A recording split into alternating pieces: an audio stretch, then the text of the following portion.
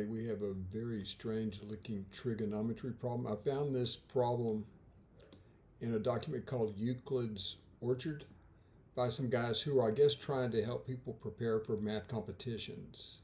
Now, that problem was slightly different than this one. I'm actually asking you to find an angle in radian measure. And this is just in case some of you haven't seen this type of notation here. This means theta is a radian measure angle greater than or equal to 0, strictly less than pi over 2. And that's what this means here, this closed, open sort of interval notation.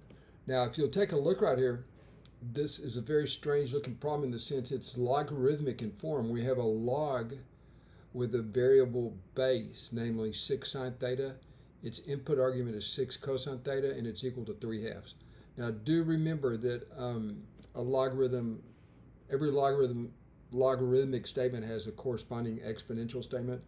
What you may be more familiar with is if you just look at kind of the stereotypical log definition, log base b of, and I like to put this in parentheses, they leave this out quite a bit, but the logarithm is a function. So this reads log base b of x is equal to y. That's absolutely equivalent to the exponential statement, and I'll connote that with double arrows for logical equivalency. This means b raised to the y is equal to x.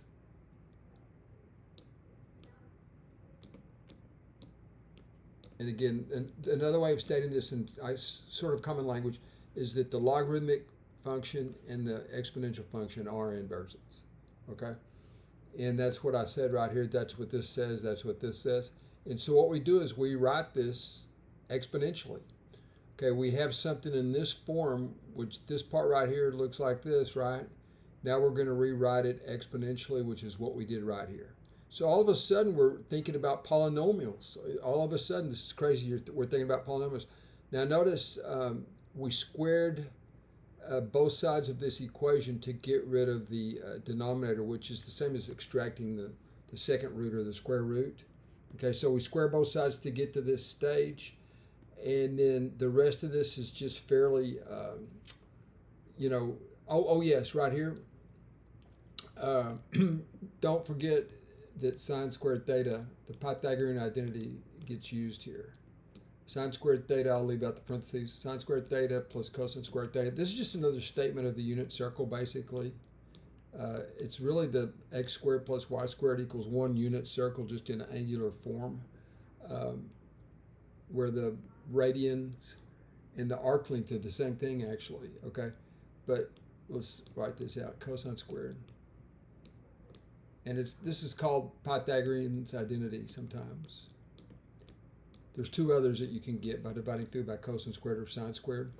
So anyway, that's what we did right here, folks, going from this step right here. Notice I wrote this a little bit differently. I like writing it like this, even though some people, most people want to see the two right here, but this is really what functional squaring means, okay? But anyway, we appeal to this result right here by subtracting sine squared theta from both sides. Now, when you multiply this out, you do get a polynomial. And notice the form of this polynomial, and I'll write it in a tertiary notation. This is 6y cubed plus y squared minus 1 is equal to 0. And of course, y is equal to sine theta.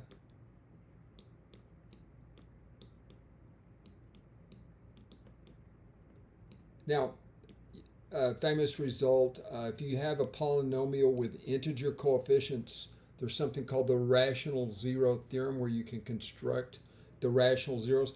Now, candidate rational zeros would be, you take the 1, and then all the divisors of the leading coefficient, which would be 1 over 6, then plus or minus 1 over 3,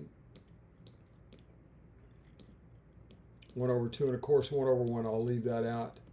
And we're supposed to consider the plus and minus versions. Y'all, the only one that works is just 1/2. So 1/2 is equal to sine theta. And again, guys, you can verify that, and you'll end up, I think, with complex solutions for the other three zeros. The other, a cubic often has one real zero. If you just think about the graph of the cubic function, it goes through the x-axis once, okay? But anyway, you can verify that this is true. 6 times 1/2 cubed plus 1/2 squared minus 1 is equal to 0. Okay, again, this would be what? 6/8 right here, which is 3/4. This is 1/4. 3/4 and 1/4 is 1. 1 minus 1 is 0. Okay, now what is the only angle in the interval from 0 to pi over 2 that satisfies this? Well, this is a so-called nice angle, so we get theta is equal to pi over 2. Pi over 6, excuse me, pi over 6. A lot of you may want to call that 30 degrees. Pi radians is 30 degrees, but this is pi over 6 rads. And I don't know, this thing's going to be periodic. There would be an infinite number of solutions. I think the period may just be pi for the solution. I'm not sure. But anyway, this is the answer to our question. Now, I did want to tell you that the problem that Evan Chin and Dylan Yu and Jeff Chin worked wanted you to do something like this, except they wanted you to find cotangent squared or something like that. And I believe their problem was 24 here and 24 here. So, but in any event, that gets it done. The answer is theta is equal to pi over 6.